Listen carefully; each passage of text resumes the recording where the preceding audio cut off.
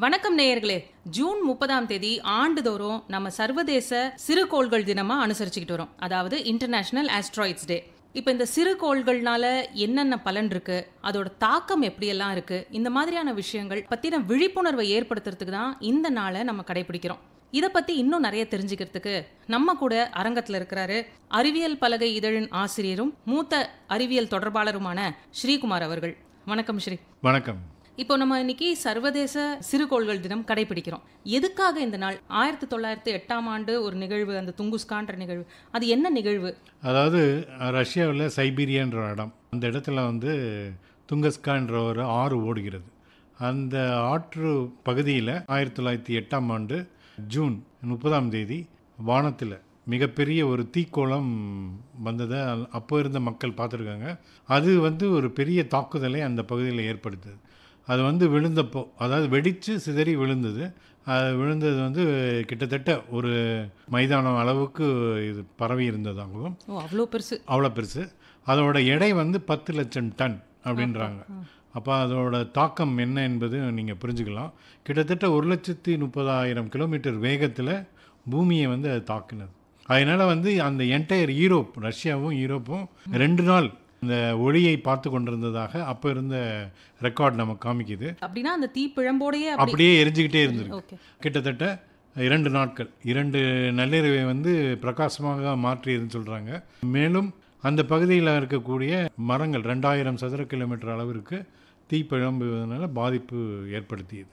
So இந்த நாளை நினைவுபடுத்தும் விதத்தில் பூமியை இந்த மாதிரியான கோள்கள், சிறு கோள்கள், விண்கற்கள் தாக்கக்கூடும், அதிலிருந்து நம்ம பூமியை எப்படி பாதுகாக்கணுன்ற ஒரு விழிப்புணர்வை ஏற்படுத்தும் விதத்தில் 2015ஆம் ஆண்டு முதல் இந்த சிறுகோள்கள் தினம் ஜூன் 30ஆம் தேதி கடைபிடிச்சிட்டு வரோம். இப்போ நம்ம சொன்ன மாதிரி ஆஸ்ட்ராய்டு, காமெட், மீட்டியார், அதாவது சிறுகோள், வால் நட்சத்திரம், எரிகல்கள் இல்லை விண்கற்கள், இந்த மூணுத்துக்கும் என்ன வித்தியாசம்?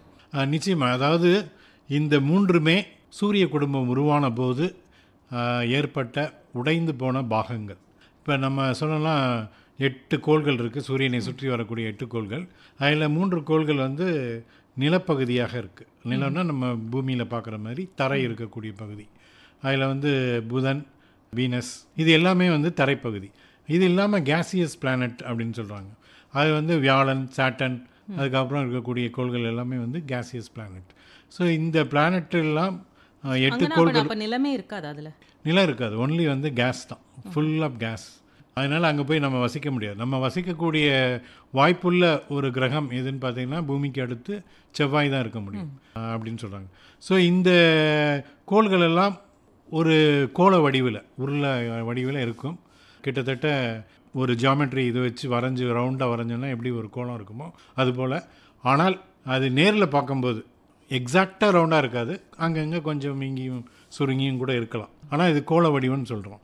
மற்ற இந்த கோள்கள், சிறு கோள்கள், நம்ம சொல்லக்கூடிய இந்த ஆஸ்ட்ராய்ட்ஸ் சின்ன உருளைக்கிழங்கு சைஸில் இருந்து கிட்டத்தட்ட ஒரு மிகப்பெரிய டைட்டானிக் ஷிப் இருக்கு இல்லையா, அந்த அளவுக்கான ஒரு மிகப்பெரிய அளவில் பறந்துருக்கக்கூடியது கற்கள். இது எல்லாமே இதில் கல்னு பார்த்திங்கன்னா நம்ம பூமியில் இருக்கக்கூடிய கல்லும் சில மெட்டல்கள், அதாவது நிக்கல், இரும்பு, இதெல்லாம் அதிகமாக காணப்படும் இந்த சிறுகோள்களில்.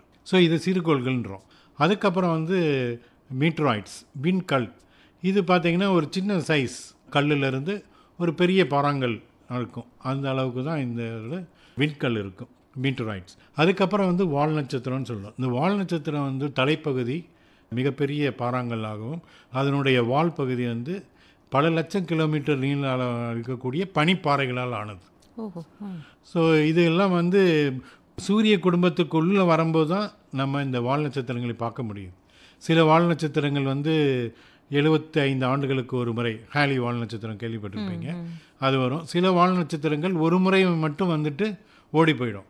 இதில் என்ன பியூட்டின்னு பார்த்தீங்கன்னா எல்லா கோள்களுமே எல்லாவற்றையும் ஈர்த்து கொண்டிருக்கிறது. இப்படி இந்த இதுக்குள்ளே நம்ம சூரிய குடும்பத்தில் வரக்கூடிய விண்கற்கள், சிறுகோள்கள், அதே போல் வால் நட்சத்திரங்கள், இவை எல்லாமே ஒவ்வொரு கோளும் ஈர்த்து கொண்டே இருக்கும். அப்படி வியாழன் கோளில் லட்சக்கணக்கான விண்கற்கள், சிறுகோள்கள் விழுந்திருக்கு. வியாழன் கோள் ஒரு மிகப்பெரிய கேசியஸ் பிளானட். நம்முடைய 1000 பூமிகளை அதில் உள்ளடக்க முடியும். அந்த அளவுக்கு மிகப்பெரிய கேசியஸ் பிளானட்டாக அந்த வியாழன் இருக்கிறதுனால நம்மை வந்து இந்த மாதிரியான தாக்குதலிலிருந்து வியாழன் கிரகம் பூமியை பாதுகாத்து வருகிறது. அது மிகப்பெரிய ஒரு கொடைன்னு சொல்லலாம். இயற்கையை தந்த கொடையாக நம்ம பார்க்கலாம். நேச்சுரலாவே நம்ம பூமியை காக்கிற ஒரு பேரியர் மாதிரி ஜூபிட்டர் இருக்கு. Jupiter okay. ஆனாலும் சில சமயம் விண்கற்கள் சிறுகோள்கள் பூமியை வந்து தாக்கும். 1908 ஜூன் 30 அந்த துங்கஸ்கா என்ற ஆற்று பகுதியில் சைபீரியாவில் நடந்த ஒரு நிகழ்வு. அதற்கு பிறகு பல விண்கற்கள் பூமியை தாக்கி இருக்கின்றன. அதை தொடர்ந்து நாம் பேசுவோம். இப்போ நீங்கள் சொல்கிறீங்க இல்லையா அது வந்து தாக்கும் அப்படின்னு. இப்போ அந்த பற்றின விழிப்புணர்வு ஏற்படுத்துறதுக்கு தான் இந்த நாளை நம்ம அனுசரிக்கிறோம். இப்போ அது என்ன மாதிரியான பாதிப்புகளை வந்து உருவாக்கும்? இப்போ நீங்கள் சொல்கிற அந்த அளவுக்கு பெருசுனா ஒரு பெரிய கிரேட்டர் அங்கே கிரியேட் ஆகிடும். அதுக்கப்புறம் அந்த பூமியில் என்ன ஆகும்? அதில் ஒன்றும் பெருசாக ஒன்றும் நடவடிக்கை இருக்காது. இப்போ உதாரணத்துக்கு பார்த்தீங்கன்னா 50,000 ஆண்டுகளுக்கு முன்னாடி அமெரிக்காவிலையும் இந்தியாவிலையும் இந்த மாதிரி மிகப்பெரிய விண்கல் தாக்குதல் நடந்திருக்கு. அதில் அமெரிக்காவில் அரிசோனான்ற பகுதி, அது வந்து ஒரு பாலைவன பகுதி. அங்கே ஒரு விண்கல் விழுந்து மிகப்பெரிய ஒரு 1.5 கிலோமீட்டர் அளவுக்கு பெரிய பள்ளத்தை உருவாக்கியிருக்கு. அது வந்து ஒரு ஏரி மாதிரி இப்போ அங்கே இருக்குது. அந்த இயற்கை அடுத்த உதாரணம் நான் சொல்லுவேன். இந்தியாவில் அதே போல் நிற்கலை. அது ஏன்னா பாலைவன பகுதியினால் ஒரு வறண்ட பூமியாக அது இருக்குது. அங்கு விழுந்த அந்த துண்டுகள், அந்த விண்கல் துண்டுகள், விண்கல் தான் இதில் விழுந்திருக்கு அப்படின்னு உறுதிப்படுத்தணும் இல்லையா அறிவியல் ரீதியாக. அந்த விண்கல்லையெல்லாம் சேகரித்து வச்சுருக்காங்க. அது ஒரு மியூசியம் மாதிரி அங்கே பண்ணியிருக்காங்க. அரிசோனாவுக்கு போகக்கூடிய வாய்ப்பு இருப்பவர்கள் நிச்சயமாக இந்த இடத்தை பார்க்கணும். அதே போல் இந்தியாவில் வந்து மகாராஷ்டிரா மாநிலத்தில் புல்தானா என்ற மாவட்டத்தில் லோனார் என்ற ஒரு மிகப்பெரிய ஏரி இருக்குது. அது இயற்கையாக அமைந்த ஏரினா 50,000 ஆண்டுகளுக்கு முன்னாடி விண்கல் விழுந்து கிட்டத்தட்ட இதுவும் ஒரு 1.5 கிலோமீட்டர் சுற்றளவு மிகப்பெரிய பரப்பையும் ஒரு 140 அடி ஆழத்தையும் கொண்ட மிகப்பெரிய ஒரு பள்ளம். அதில் வந்து தண்ணி இப்போ நிறைஞ்சிருக்கனால அது லோனார் லேக் என்று அழைக்கப்படுகிறது. இது ரெண்டும் ஒரு உதாரணத்துக்கு சொல்லலாம். இது போன்ற விண்கற்கள் பல இடங்களில் பரவி கிடக்கும் பூமியில், மனிதர்களால் கண்டுபிடிக்கப்பட்ட பகுதிகள் இவை. அதுபோக வந்து கடல்லையும் சில சமயம் விண்கற்கள் விழலாம். பெரும்பகுதி என நம்மளுடைய பூமி பரப்பில் வந்து 3/4 ஒரு பகுதி தான் நிலம், 3 பகுதி வந்து நீர்ப்பரப்பு இருக்கிறனால நீர்லேயே பெரும்பாலும் இந்த விண்கற்கள் விழுவதற்கான வாய்ப்பு. ஓகே. இப்போ நீங்கள் சொன்னீங்க இந்த மாதிரி சூரிய குடும்பத்திலேருந்து வெடித்து சிதறின பகுதிகள் தான் இதெல்லாம் அப்படின்னு. இதெல்லாம் எப்படி உருவாகுது? நம்ம கேலக்சியில் இன்னும் என்னென்ன மாதிரியான சாத்தியங்கள் இருக்குன்னு இன்ட்ரெஸ்டிங்கான கொஸ்டின் தான் அது. இது வந்து நம்ம போனோன்னா அஸ்ட்ரானமி ஆராய்ந்து பார்க்கும்போது என்ன சொல்கிறாங்கன்னா 460 கோடி ஆண்டுகளுக்கு முன்னால் இந்த சூரிய குடும்பம் உருவானுச்சு. அந்த சூரிய குடும்பம் உருவானது 460 கோடி. இதுக்கு காரணம் வந்து வேதிப்பொருட்கள் தான். வேதிப்பொருட்கள் ஒன்றோடு ஒன்று கூடி இருக்கிற அழுத்தங்கள் உருவாகி அது வெடித்து சிதறி அதுக்கப்புறம் வந்து அது பிக் பேங் தியரின்றாங்க. அதுக்கப்புறம் இந்த சூரிய குடும்பம் உருவானது. அது அப்படி வேதிப்பொருட்கள் கலக்கும்போது நம்ம நினைக்கிற மாதிரி ஒரு குடுவைக்குள்ளே போட்டு சின்னதாக கலக்கி நம்ம லேபில் பார்க்குற மாதிரி இல்லை. இது மிக பிரம்மாண்டமானது. ஏன்னா இப்போ சூரியன் நம்ம எடுத்துட்டோன்னா 13 லட்சம் பூமிகளை சூரியனுக்குள்ளே போட முடியும். அப்போ நீங்கள் கற்பனை செய்து பாருங்கள் எவ்வளோ பெருசுன்னு. நம்ம பூமியிலேருந்து 15 கோடி கிலோமீட்டர் தூரத்தில் சூரியன் இருக்குது. அப்படிப்பட்ட சூரியனை நம்ம வட்டமாக நம்ம இங்கேருந்து பார்க்குறோம். அப்போ அந்த அங்கேருந்து வரக்கூடிய ஒளி நமக்கு வந்து சேர்றதுக்கு 8 நிமிடங்கள் ஆகுது. 8 நிமிடம் 20 செகண்டுகள் ஆகுது. ஸோ அந்த அளவுக்கு டிஸ்டன்ஸ் நமக்கும் சூரியனுக்கும் இருக்குது. ஸோ இந்த பொருட்கள் எல்லாமே ஒன்றோடு ஒன்று கூடி உடைந்து சிதைந்து, அதே போல் கிராவிட்டி ஈர்ப்பு விசை காரணமாக அவை ஒவ்வொன்றும் விரிவடைந்து கொண்டே போகுது. இந்த பிரபஞ்சம் வந்து ஒரே இடத்துல நிற்கலை, அது இன்னும் விரிவடைந்து கொண்டே தான் போகுது. உதாரணத்துக்கு நீங்கள் ஒரு பலூனில் சின்ன டாட் வச்சு ஊதுனீங்கன்னா 2 புள்ளியோ 3 புள்ளியோ வச்சிங்கன்னா ஊத ஊத என்ன ஆகும், ஒவ்வொரு புள்ளியும் பெருசாகிட்டே போகும். நீங்கள் அந்த ஒவ்வொரு புள்ளிக்கு இடையிலான தூரம் வந்து பெரிதாகி கொண்டே போகும். சின்ன உதாரணத்துக்காக இதை சொன்னேன். இது மாதிரி தான் இந்த பிரபஞ்சம் வந்து பெரிதாகி கொண்டே போகிறது. இது எப்படி உருவாச்சு என்ன இன்னுமே வந்து ஆய்வுகள் தொடர்ந்து போய்கொண்டு தான் இருக்கிறது. இப்போவும் இந்த காலத்துலேயும் சரி 21ஆம் நூற்றாண்டுலேயும் சரி மிகப்பெரிய ஆய்வாகத்தான் இந்த பிரபஞ்சத்தை பற்றிய ஆய்வுகள் நடந்து கொண்டிருக்கிறது. இந்த சூரிய குடும்பத்துக்கு அப்பாலும் மிகப்பெரிய குடும்பங்கள் நம்மளை போன்ற சூரிய குடும்பங்கள் கோடிக்கணக்கில் இருக்குதுன்னு சொல்கிறாங்க. ஆனால் கிட்டத்தட்ட ஒரு 5000 சூரிய குடும்பங்களை இது வரைக்கும் நம்ம அறிவியல் ரீதியாக கண்டுபிடிச்சி ஸ்பாட் பண்ணியிருக்காங்க. மற்றபடி இந்த பிரபஞ்சத்தில் இன்னும் எத்தனையோ 1000 கோடிக்கணக்கான சூரிய குடும்பங்கள் இருக்கலாம். நாம் இருக்கக்கூடிய இந்த மில்கி வே கேலக்ஸி என்பதும் நம்ம அந்த கேலக்சியில் ஒரு சின்ன டாட் சூரிய குடும்பம். அந்த டாட்டுக்குள்ளே இருக்கக்கூடிய மிக மிக ஒரு சிறிய டாட்டு தான் பூமி. அதுக்குள்ளே நம்ம மனிதர்கள் வாழ்ந்து கொண்டிருக்கிறோம் என்பதை கூட சொல்ல முடியாது. சொல்ல முடியாது. அந்த அளவுக்கு நம்மெல்லாம் ரொம்ப மினிஸ்கூல். ஒரு சின்ன எறும்பை, அந்த சின்ன எறும்பை விட கற்பனை பண்ணி பாருங்க. மனிதர்களாகிய நம்ம இடம் இந்த பிரபஞ்சத்தில் அப்படி இருக்கு. இப்போ நம்ம அந்த மாதிரி இருக்கிறதுல இவ்வளோ பெரிய பிரபஞ்சத்தை அறிஞ்சிக்கிறதுக்கு முற்பட்டுட்டு இருக்கோம். கோள்கள்லாம் சுற்றி வருது, அங்கங்கே சில இந்த மாதிரி பூமியை தாக்கலாம், அங்கே ஜூபிட்டரை தாக்குது. அப்படி இந்த சிறு கோள்களுக்கு கூட பூமிக்கு வந்து ஒரு வட்டப்பாதை இருக்கிற மாதிரி சிறு கோள்களுக்கும் வட்டப்பாதை இருக்குமா? எல்லாமே இங்கே சூரிய குடும்பத்தில் எல்லாமே சூரியனைத்தான் சுற்றி வருகிறது. சிறு கோள்கள் ஆஸ்ட்ராய்ட் பெல்ட்னே இருக்குது. இதில் பார்த்தீங்கன்னா லட்சக்கணக்கான ஆஸ்ட்ராய்ட்ஸ் இருக்குது. இது எங்கே இருக்குன்னா செவ்வாய் கிரகத்திற்கும் வியாழன் கிரகத்திற்கும் இடையில் இருக்கக்கூடிய அந்த இடைப்பட்ட பகுதியில் சிறுகோள்கள் இருக்குது. இந்த சிறுகோள்களுக்குள்ள டிஸ்டன்ஸ் பார்த்தீங்கன்னா ஒவ்வொரு கோள்லேருந்து இன்னொரு கோளுக்குமே 10 லட்சம் கிலோமீட்டர் டிஸ்டன்ஸ் இருக்குது. அப்படி என்றால் இந்த பிரபஞ்சத்தினுடைய பரப்பளவை யோசிச்சு பாருங்கள், எவ்வளோ பிரம்மாண்டமானது. ஒரு சிறுகோளுக்கு இன்னொரு கோளும் 10 லட்சம் கிலோமீட்டர்னால் அதுலேயே லட்சக்கணக்கான சிறுகோள்கள் இருக்குது. இப்போ ஒவ்வொன்றுக்கும் இருக்கக்கூடிய டிஸ்டன்ஸ் எவ்வளோன்னு கணக்கிட முடியும். அதே போல் இந்த 2 கிரகங்களுக்கு இடையிலான தொலைவும், அதற்கிடையில் இந்த பெல்ட்டு, ஆஸ்ட்ராய்டு பெல்ட் இருக்குது. அங்கேருந்து பெரும்பாலும் செவ்வாய் கிரகத்திற்கும் வியாழன் கிரகத்திற்கு இடையிலே தான் சுற்றி வரும். சில சமயம் இந்த கோள்கள் வழி தவறி பூமி பகுதிக்கும் வருவதுண்டு. பூமியிலிருந்து சில கோடி கிலோமீட்டர் தொலைவில் நம்ம சொல்லக்கூடிய இந்த ஆஸ்ட்ராய்டு பெல்ட்டும் இருக்குது. பூமியிலேருந்து சில கோடி கிலோமீட்டர். ஆனால் அங்கே இருக்கக்கூடிய இந்த ஆஸ்ட்ராய்டு சிறுகோள்கள்லேருந்து ஒரு மிக குறைவு கம்பேர் டு வியாழனுக்கும் மார்ஸ்க்கும் இடைப்பட்டது. நிச்சயமா. இப்போ நீங்கள் ஒவ்வொரு சிறுகோள்லையும் ஒவ்வொரு தன்மை இருக்குது, ஒன்றுத்துல உலோகம் ஜாஸ்தியாக இருக்குது அப்படின்ற மாதிரி, இதனால் மனிதர்களுக்கு ஏதாவது பலன் இருக்கா? Another interesting question. நிச்சயமாக ஃப்யூச்சரில் நிறைய ஆய்வுகள் இப்போவே ஆரம்பிச்சிருக்காங்க, நடத்தின்னு இருக்கு. அதில் என்ன பண்ணுறாங்கன்னா சில ரோபோக்களை உருவாக்கி ராக்கெட்டுகளை அங்கே அனுப்பி அங்கே இருக்கக்கூடிய உலோகத்தை பூமிக்கு கொண்டு வரதுக்கான முயற்சியில் நாசா இறங்கியிருக்கு. அடுத்து வரக்கூடிய சில ஆண்டுகளில் நம்ம இதை கேள்விப்படலாம். ஓஸ்ரிஸ் ஏரக்ஸ்ன்ற ஒரு ஆய்வு, அங்கே என்ன மாதிரியான இந்த சூழல் நிலவுது, அதாவது இந்த சிறுகோள்களில் எப்படி இருக்குது அப்படின்னு ஆராய்ச்சி பண்ணியிருக்காங்க. அதில் பார்த்திங்கன்னா நிறைய நிக்கல், இரும்பு, தாதுக்கள், இதெல்லாம் நிறைய பொருட்கள் இருக்குது. பூமியை கம்பேர் பண்ணுறத விட அதிகமானது இருக்குது.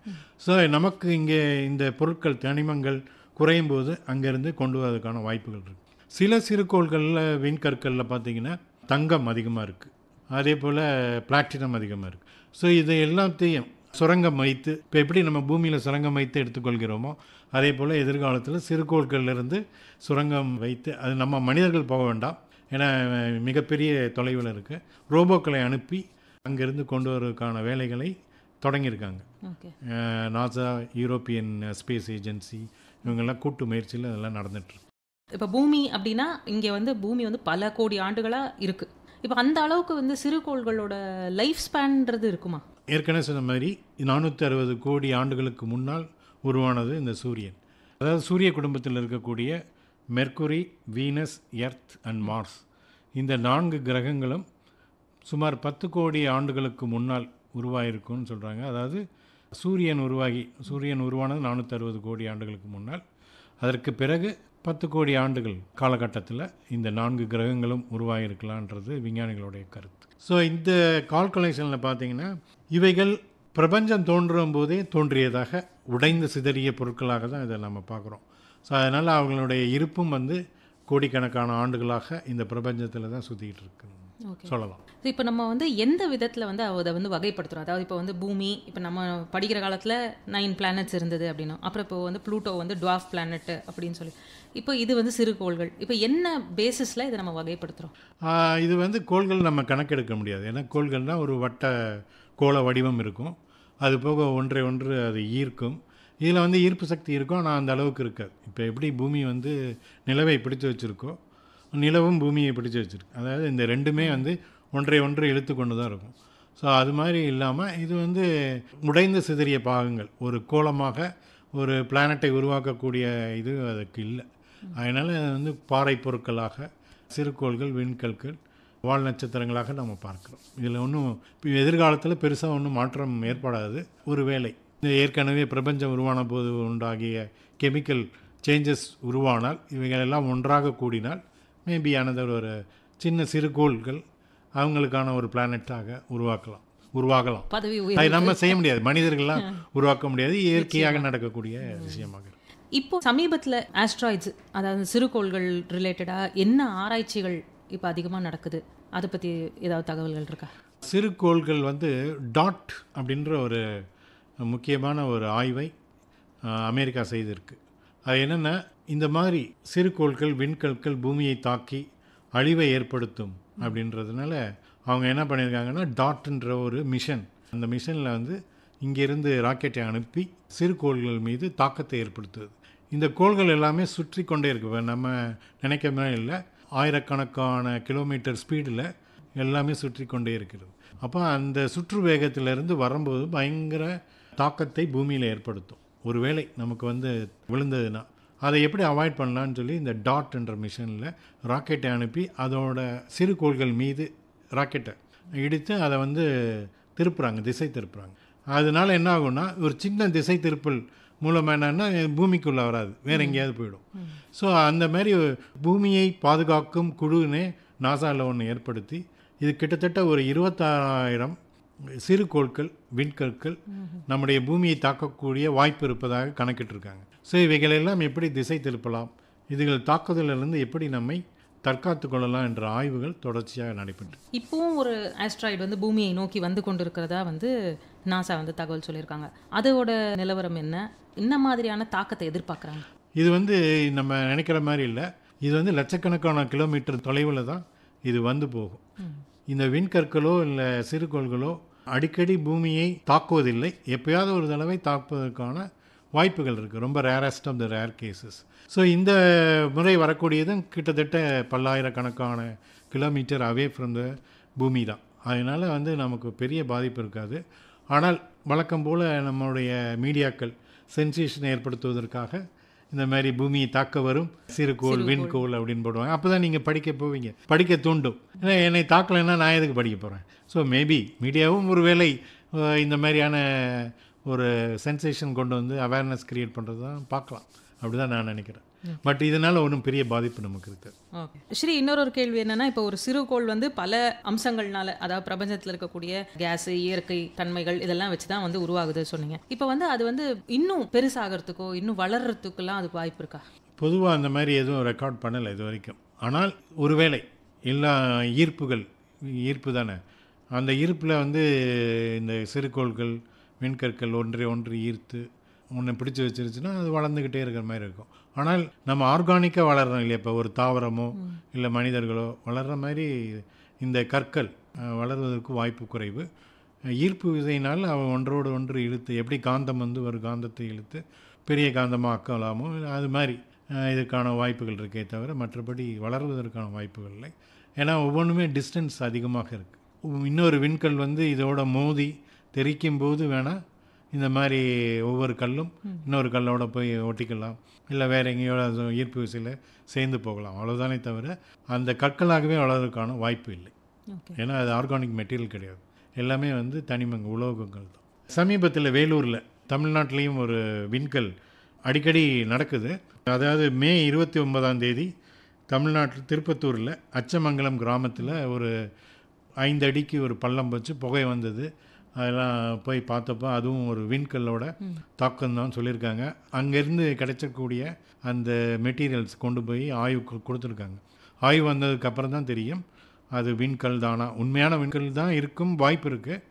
அது எந்த வகையான விண்கல் என்பதை எல்லாம் இந்த ஆராய்ச்சிகள் மூலமாக நம்ம தெரிஞ்சுக்கொள்ளலாம். ஓகே, ஸோ இப்போ இந்த மாதிரி சிறுகோள்களோ இல்லை இந்த விண்கற்களோ வந்து பூமியை தாக்கும்போது பூமியில் வந்து நில அதிர்வுகள் ஏற்படவோ இல்லை காட்டுத்தீ ஏற்படுறதுக்கோ வாய்ப்புகள் இருக்கா? நிச்சயமாக. நம்ம முன்னாடி சொன்ன இந்த துங்கஸ்தான் என்ற அந்த நிகழ்வுகள் பார்த்திங்கன்னா பூமி வந்து பயங்கரமாக அதிர்ந்தது. அந்த அதிர்வு வந்து 2 முறை பூமியை சுற்றி வந்த மாதிரி ஃபீல் பண்ண வைப்ரேஷன். ஸோ அந்த அளவுக்கு தாக்கங்கள் வேறு. நம்ம நினைக்கக்கூடிய இந்த விண்கல் சிறுகோள் வந்து ஒரு சின்ன துண்டு, அதாவது நம்ம செங்கல் சைஸ்ன்னு வச்சுக்கோங்க. நீங்கள் செங்கல் எடுப்பீங்க, கையில் தூக்குவீங்க, மேபி ஒரு 2 கிலோ இருக்கலாம்னு நினைப்பீங்க. அதே அளவுள்ள விண்கல்லோ சிறுகோளோ நீங்கள் எடுத்தீங்கன்னா நம்மளால் தூக்கவே முடியாது. அதோட வெயிட்டு வந்து பல 1000 கிலோவாக இருக்கும். ஒரு சிறு கல்லோட வெயிட்டே வந்து பல 100 கிலோகிராமாக இருக்கும், இல்லை பல 1000 கிலோகிராமாக இருக்கலாம். அதுக்கு காரணம் வந்து அதில் இருக்கக்கூடிய தனிமங்கள் தான். நம்முடைய பிர்லா பிளானட்டோரியம், சென்னையில் இருக்கக்கூடிய பிர்லா பிளானட்டோரியத்தில் விண்கல் வச்சுருக்காங்க, ஒரு ஸ்பெசிமன் வச்சுருக்காங்க. நீங்கள் அங்கே போகும்போது அந்த வாய்ப்பு இருந்தால் பாருங்கள். தூக்க அனுமதிக்க மாட்டாங்க, ஆனால் தூக்கி பாருங்கள். ஒரு வேளை அனுமதித்தால் தூக்கி பார்த்தா உங்களுக்கு தெரியும், தூக்க முடியாது. அந்த அளவுக்கு கனம் வெயிட் இருக்கும் அந்த விண்கல்லையும் அதனால் அதோட நம்முடைய பூமி பரப்பில் விழும்போது அதனுடைய தாக்கம் பல மடங்காக இருக்கும். எப்படி ஒரு விமானம் பறந்து போகும்போது ஒரு சின்ன பறவை விமானத்தையே திசை திருப்பக்கூடிய வாய்ப்பு இருக்குது, ஏன்னா அதனுடைய வேகம், ஆக்சலரேஷன், இது எல்லாமே ஃபிசிக்ஸ். ஸோ அந்த அடிப்படையில் பார்க்கும்போது இதில் பூமியில் வந்து அந்த லட்சக்கணக்கான கிலோமீட்டர் வேகத்தில் மணிக்கு லட்சக்கணக்கான கிலோமீட்டர் வேகத்தில் வரக்கூடிய இந்த விண்கல்லானது மிகப்பெரிய தாக்கத்தை அழிவை ஏற்படுத்தும். 66 மில்லியன் ஆண்டுகளுக்கு முன்பு டைனோசர்கள் பூமியில் வாழ்ந்திருந்தன. அந்த டைனோசர்கள்லாம் உயிரிழப்பதற்கு காரணம் இது போன்ற சிறு கோள்களும் விண்கற்கள் தான். டைனோசர் மட்டுமில்லை, நிறைய ஸ்பீசிஸ் அந்த காலகட்டத்தில் வாழ்ந்த அனைத்து உயிரினங்களும் அழிந்து விட்டன. அது காரணம் வந்து பூமியில் விழுந்த விண்கற்கள் தான் சொல்கிறாங்க. எல்லாம் ஸ்டடி தான், ஆனால் அறிவியல் பூர்வமாக ஆய்வு செய்து நமக்கு சமர்ப்பிச்சிருக்காங்க. மேபி ஃப்யூச்சரில் நம்ம படிக்கக்கூடிய இந்த சயின்ஸ் ஆனது ஃப்யூச்சரில் வரக்கூடிய தலைமுறைக்கு உதவக்கூடிய விதத்தில் இருக்கும் நான் நம்பலாம். நிச்சயமாக. அதே மாதிரி இப்போ வானியல் இதெல்லாம் பார்க்குறப்போ நம்ம பல சமயங்களில் மொட்டை மாடியில் உட்காந்துட்டு இருக்கும்போது திடீர்னு ஒரு நட்சத்திரம் வந்து காணாமல் போன மாதிரி நம்ம எல்லாம் என்ன நினச்சிப்போம், நட்சத்திரம் விழுந்துருச்சு அப்படித்தான் நம்ம நினச்சிப்போம். அந்த சமயத்தில் நமக்கு சில இது கூட உண்டு, அந்த டைமில் வேண்டிக்கிறதெல்லாம் கிடைக்கும், நினச்சதெல்லாம் மறந்து போயிடும், இப்படிலாம் சில ஃபேக்ட்ஸு இல்லை மித்ஸ் இருக்குது. நீங்கள் வந்து இப்போ அந்த ஷூட்டிங் ஸ்டார் அப்படின்னு நீங்கள் சொல்கிறத என்னது அது ஆக்சுவலாக வானியல் நிகழ்வது என்னது? என்னென்னா இது நம்ம இன்னொன்று புரிஞ்சுக்கணும். ஏன்னா சூரியன் என்பதும் ஒரு ஸ்டார் தான், அது ஒரு நட்சத்திரம் தான். ஸோ இந்த நட்சத்திரம் சூரியன் நமக்கு இருக்கக்கூடிய இந்த பக்கத்தில் பூமியிலேருந்து பக்கத்தில் இருக்கிற நட்சத்திரத்தில் தொலைவு 15 கோடி கிலோமீட்டர். நீங்கள் பார்க்கக்கூடிய பல நட்சத்திரங்கள் இருக்கு இல்லையா, அதெல்லாம் அதனுடைய டிஸ்டன்ஸ் வந்து இன்னும் அதிகமாக இருக்கும், சூரியனை விட இன்னும் அதிகமான டிஸ்டன்ஸில் இருக்கும். இந்த ஸ்டார்கள் எல்லாமே அங்கே இருக்கக்கூடிய இது பல கோடி ஆண்டுகள், பல்லாயிரம் கோடி ஆண்டுகள் வாழக்கூடியது. சூரியன் எடுத்துக்கிட்டிங்கன்னா இன்னும் ஒரு 500 கோடி ஆண்டுகளுக்கு சூரியன் உயிரோடு இருக்கும். உயிரோடு இருக்குன்னா அதில் இருக்கக்கூடிய கேஸ் ஹைட்ரஜன் வந்து ஹீலியமாக மாறி, ஹீலியம் திருப்பி ஹைட்ரஜனை மாறி, இந்த மாதிரி தொடர்ந்து இந்த சைக்கிள் நடந்துகிட்டே இருக்குது. ஸோ அதுக்கு அந்த அளவுக்கு மாஸ் இருக்கிறதுனால இன்னும் 500 கோடி ஆண்டுகளுக்கு சூரியன் உயிர் வாழலாம். அதற்கு பிறகு அது வெடித்து ரெட் ஜயண்ட் அப்படின்றாங்க, பிரம்மாண்டமான ஒரு சிவப்பு அமைப்பாக மாறும் அப்படின்றாங்க. இதெல்லாம் வந்து நட்சத்திரங்களுடைய வாழ்வும் இறப்பும். நம்ம எப்படி மனிதர்கள் வந்து பிறக்கிறோம் இறக்கிறோம், அது வாழ்கிறோம் இறக்கிறோம், அதே போல் நட்சத்திரங்களும் பிறக்கும், நட்சத்திரங்களும் வாழும், நட்சத்திரங்களும் மரிக்கும். ஸோ இது மாதிரியான நட்சத்திரங்கள் வந்து நெபுலா அப்படின்றாங்க, நட்சத்திரங்கள் கூட்டம் அப்படின்றது ஒரு பெரிய இடம். அதில் பூர்வமே கேஸ் தான். அதுதான் அந்த நெபுலான்ற இடத்துலேருந்து தான் நட்சத்திரங்கள் உருவாகி அப்படியே பறந்து விரிந்து கிடக்கக்கூடிய இந்த பிரபஞ்சத்தில் மிதந்துட்டுருக்கு. ஸோ சில சமயங்கள் நீங்கள் நானும் நீங்களோ இல்லை யாரும் பார்க்கலாம், திடீர்னு இரவு வானில் பார்த்தீங்கன்னா சர்ன்னு ஒரு ஸ்டார் வந்து விளற மாதிரி இருக்கும். இன்னும் எரிஞ்சு போச்சா அப்படின்னு நினைப்போம். அது ஸ்டார் கிடையாது, அது வந்து விண்கல். ஒரு சாதாரண நாளில் நல்ல இருள் சூழ்ந்த நேரத்தில் வெளிச்சம் எதுவும் அதிகம் இல்லாமல் பகுதியில் பார்த்தீங்கன்னா ஒரு சாதாரண கண்ணில் 6லிருந்து 8 விண்கற்கள் விழுவதை ஒரு மனிதர் பார்க்க முடியும், சாதாரணமாக பார்க்க முடியும். அதுக்கு வந்து இருள் சூழ்ந்த பகுதியாக இருக்கணும். ஒருவேளை நீங்கள் வந்து ட்ரெக்கிங் போகிறீங்க, வேறு எங்கேயாவது போகிறீங்கன்னா நீங்கள் வானத்தை கூர்ந்து கவனிக்கும்போது இந்த மாதிரி எரிக்கற்கள் நிறைய வரும். பூமிக்குள்ளே வரும்போது என்னன்னா, பூமியில் ஒரு ஷீல்டு மாதிரி ஒரு பகுதி இருக்குது, பூமியினுடைய வளிமண்டலம். அந்த வளிமண்டலத்துக்குள்ளே நுழையும் போது இது உராய்வு காரணமாக இந்த பெருங்கற்கள் எல்லாம் உடைந்து சிதறும். நம்ம சர்ன்னு பார்க்குறோம் இல்லையா, அது வந்து ஷூட்டிங் ஸ்டார்னு சொல்கிறோம். சில நேரங்களில் வந்து மெட்ராய்ட் ஷவர் அப்படின்றோம், விண்கல் மழை. அதுக்கு என்ன காரணம்னா, இந்த உடைந்த பகுதிகள் துளி துளியாக அப்படியே ட்ராப்பாக எப்படி மழை துளி விழுதோ அதுபோல் இது விண்கற்கள் வந்து துளி துளியாக விழுது தான் மெட்ராய்ட் ஷவர்ன்றாங்க. ஸோ இதெல்லாம் வந்து இயற்கையே நடந்து கொண்டு தான் இருக்குது. எவ்வளோ தூரத்துக்கு நம்ம இந்த இயற்கையை ரசித்து பார்க்கிறோமோ அவ்வளோ தூரத்துக்கு அதனுடைய உண்மைகள் நமக்கு புலப்படும். அதுக்கு உயர் கட்டிடங்கள்ல இருக்கப்போ வானத்தை பார்க்கறதுக்கான வாய்ப்புகளே இல்லை. பல பேருக்கு இன்னைக்கு விட்டமின் டி ப்ராப்ளம் வர்றது காரணம் எலும்பு தசை அல்லது எல்லா உடல் பிரச்சனைக்கு உபாதைக்கு காரணமே நாம் எல்லாம் குளிர்பதன அறையில் இருக்கிறோம், வெளியில் வந்து சூரியனை பார்ப்பதே இல்லை. மிகப்பெரிய பிரச்சனையாக இருக்குது. அதே போல் குழந்தைகளுக்கு இரவு நேரத்தில் நிலவை காட்டி சோறு ஊட்டுவது போய் இப்போ செல்ஃபோன் காட்டி சோறு ஊட்ட வேண்டிய காலகட்டத்தில் இருக்கிறதுனால இந்த இயற்கையோட ரசிக்கிறதோட நமக்கு ரசிக்காமல் விடுறதுனால நிறைய உடல் ரீதியான பாதிப்புகளும் இருக்குது என்பதை நாம் உணர்ந்து கொள்வது இந்த நாளில் நல்லா இருக்கும்னு நினைக்கிறேன். பெரும்பாலான மக்களுக்கு இருக்கிற இன்னொரு சந்தேகம் எனக்கும் இருக்குது. இப்போ நீங்கள் சொல்கிற அந்த சிறு கோள்களில் ஏலியன்கள் இருக்க வாய்ப்பு இருக்கா? சிறு கோள்களில் ஏலியன் இருக்குமா என்றது தெரியல. ஆனால் இந்த ஏலியன்கள் நம்ம சொல்லக்கூடிய அயலான், நம்மளை போன்ற மனிதனை போன்று இருக்கக்கூடிய வேற்று கிரக வாசிகள் இருக்காங்கன்னா அறிவியல் என்ன சொல்லணும்னா இருக்கலாம், இல்லாமல் இருக்கலாம். ஏன்னா நம்ம இது வரைக்கும் கண்டுபிடிக்க முடியல. சூரிய குடும்பத்தை தாண்டி நம்ம வந்து இது வரைக்கும் போக முடியல. நமக்கு இருக்கக்கூடிய சிக்கல் அதுதான். அதனால் ஆல்ரெடி நம்ம சொல்லியிருக்கோம், பிரபஞ்சத்தில் மில்கி வே கேலக்சியில் ஒரு சின்ன டாட்டு தான் சூரிய குடும்பம். அது மாதிரி பல கோடிக்கணக்கான கேலக்சிகள் இருக்குது. நம்ம மில்கி வே கேலக்சி மாதிரி ஆண்ட்ரோமீடா கேலக்சின்னு நமக்கு இருக்கக்கூடிய அருகில் இருக்கக்கூடிய கேலக்சி, அது பார்த்திங்கன்னா பல லட்ச கிலோமீட்டர்கள் தொலைவில், கோடி லட்சம் கிலோமீட்டர் தொலைவில் இருக்குது. ஸோ அதனால் அங்கே மனிதர்கள் நம்மை போன்ற ஏலியன்ஸ், நம்மளும் அவங்களுக்கு ஏலியன்ஸ் தான். ஒருவேளை அவங்க நம்மளை பார்த்தாங்கன்னா என்ன ஏலியன்ஸ் இங்கே இருக்கானுங்க போல இருக்கே அப்படின்னப்போ. ஸோ அவங்களும் அங்கே இருக்கக்கூடிய வாய்ப்புகள் இருக்குதுன்னு சொல்கிறாங்க. ஆனால் இதுவரை உறுதிப்படுத்தாத தகவல் தான். சில நேரங்களில் இப்போ சமீபத்தில் கூடிய பத்திரிகையில் பார்த்துருப்பீங்க, மனிதர்களுடன் மனிதர்களாக ஏலியன்ஸுகள் வாழலாம் அப்படின்னு ஹார்வர்ட் பல்கலைக்கழகம் ரிப்போர்ட் வந்திருக்குன்னு சொல்கிறாங்க. இதெல்லாம் வந்து ஒரு ஹேசியமான தகவல் தான், உறுதிப்படுத்தப்படவில்லை இது வரைக்கும். அயலானுங்கிறது மக்களுக்கு ஒரு சுவாரஸ்யமான தலைப்பாக தானே எப்பயுமே. இதில் ஒரு இன்ட்ரெஸ்டிங் இதுவும் இருக்குது. நம்ம பக்கத்தில் இருக்க ஆள்கிட்ட நம்ம இப்போ பேச மாட்டோம், தூரத்தில் இங்கேயே இருக்கக்கூடிய செல்ஃபோனில் இருக்கக்கூடியகிட்ட பேசுகிறோம். அதுபோல் தான் மேபி பக்கத்தில் நம்ம நீங்கள் நானோ இல்லை வேறு யாரோ இருக்காங்கன்னா பேசிக்க மாட்டோம். ஒரு புதுசாக ஒரு ஏலியன் வந்துட்டான்னா அவங்க கூட போகலாம், ஜாலியாக இருக்கலாம்னு நம்ம நினைப்போம். ஸோ இதுதான் மனித இயல்பு, அவ்வளோதான். நிச்சயமாக இந்த பிரபஞ்சத்தில் இன்னும் பல புதிர்கள் அடங்கியிருக்கு. மனிதனுடைய அறிவு, அதே போல் இன்றைக்கு வளர்க்கக்கூடிய செய்யறிவு, செயற்கை நுண்ணறிவு மூலமாகவும் இன்னும் பல தரவுகள் நமக்கு கிடைக்கும்னு எதிர்பார்க்குறாங்க. பிரபஞ்ச ஆய்வில் கிடைக்கும்போது இன்னும் பல வியப்பான சம்பவங்களை நாம் எதிர்கொள்ள வேண்டியிருக்கும். நாம் இன்னொரு தினத்தில் இதை பற்றி விவாதிக்கும் வாய்ப்பு இருக்கிறது. ஸ்ரீ, இவ்வளோ நேரம் நீங்கள் வந்து ஒரு சிறுகோள்னா என்ன, விண்கல்னா என்ன, அது பூமியில் தாக்குனா என்னென்ன மாதிரியான விஷயங்கள் இருக்கும், என்னென்ன மாதிரியான அறிவியல் ஆராய்ச்சிகள்லாம் மேற்கொண்டுகிட்டு இருக்காங்க, நீங்கள் சொல்கிறத வச்சு பார்த்தா நிச்சயமாக அந்த தங்கம் பிளாட்டினம்லாம் இருக்கிறத நினச்சி மக்கள் கூடி சீக்கிரம் ரோபோ படையெடுப்பு நாங்கள் நடக்கும் அப்படின்னு நம்ம எதிர்பார்க்கலாம். இவ்வளோ நேரம் உங்கள் நேரத்தை ஒதுக்கி எங்களுக்காக இந்த தகவல்களை பகிர்ந்ததுக்கு ரொம்ப நன்றி. நானும் உங்களுக்கு நன்றி சொல்கிறேன். ஏன்னா இந்த மாதிரியான அறிவியல் விஷயங்களை, வானியல் தொடர்பான விஷயங்களை மக்களிடம் கொண்டு சேர்க்க வேண்டியது ஊடகவியலாளர்கள் அனைவருடைய கடமை. அந்த விதத்தில் ஆல் இண்டியா ரேடியோ இந்த நிகழ்ச்சியை குறிப்பாக ஜூன் 30 சர்வதேச சிறுகோள்கள் தினத்தில் ஒளிபரப்பு செய்வது என்பது பாராட்டுக்குரியது. வாழ்த்துக்கள். உங்களுக்கு வாய்ப்பளித்ததற்கு நன்றி. நன்றி.